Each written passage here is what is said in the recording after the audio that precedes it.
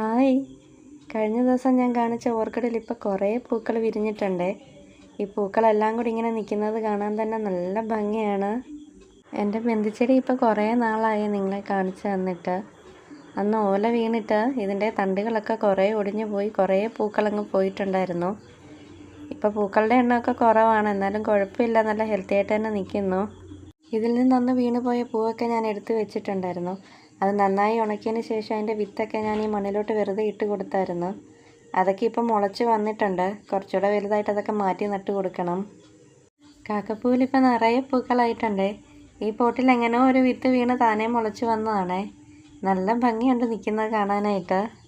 ഈ കൊങ്ങണിച്ചെടി ഇപ്പം നന്നായിട്ട് വളർന്നിട്ടുണ്ട്. ചെറിയൊരു കമ്പ് കൊണ്ടുവന്ന് ഞാൻ കുത്തി വെച്ച് കൊടുത്തതായിരുന്നു.